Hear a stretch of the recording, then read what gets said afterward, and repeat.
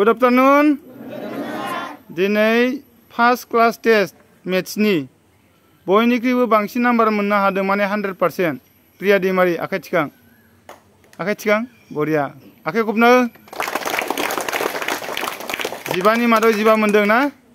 Second topper बिथराय कंकना सरगियारि ना?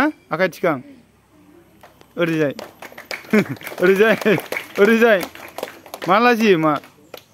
गोजौ मार्किं क बिलाइ ओरैजाय गोजौखा ओमफ्राय नोंबो ना एखे ना सानै टपार सेकेन्डआव सानै दामने नोंबो थिखां बरिया गोजौसिम थिखां थार्ड टपार बरिया थार्ड आखाइ थिखां ओरैजाय साक्सेसनि माबा सिम्बल तिरा सासिं ना थार्डआ फोर्थ सबसे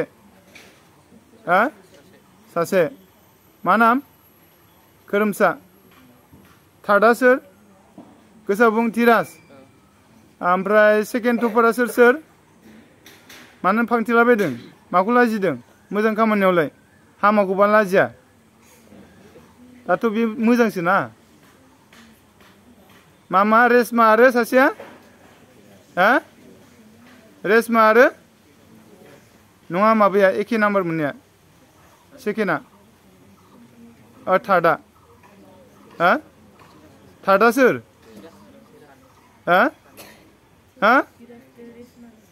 तिरासजों रेशमाजों ओमफ्राय सेकेन्डआ कंकनाजों आरो मा नाम होनदो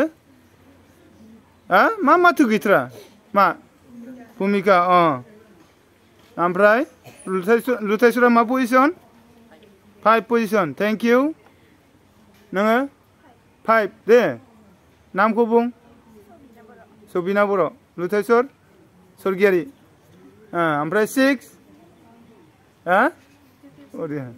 बिउटि सरगियारि बिउटि बसुमतारी फार्स्ट प्राइजआ बेसेबां मोनलाय 50 ना 15 15 नि मादाव 15 मोननानै थाइसे गुरि मोनगोन इयो सेकेन्ड प्राइज 10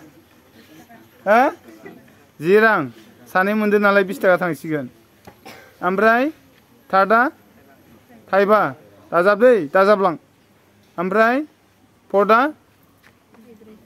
थाइब्रै ओमफ्राय फिफआ थाइथाम मोनगोन ओइ थाइनैसो फिफ्थ पजिसना थाइनै ना ओमफ्राय 6 पजिसना थाइसे बेल' दं होमबाबो ना बरिया कंग्रेचुलेसन थाबाय गोसा आखाइ खबना हो गाबोन समफोरनि गेजेराव साइन्सआबो जागोन बिदिनो 10नियाबो जागोन लाबाय थागोन होमबासो मोनसे ज'सआ फैगोन थारमाने गोजोननाय थाबाय दे जाबाय दे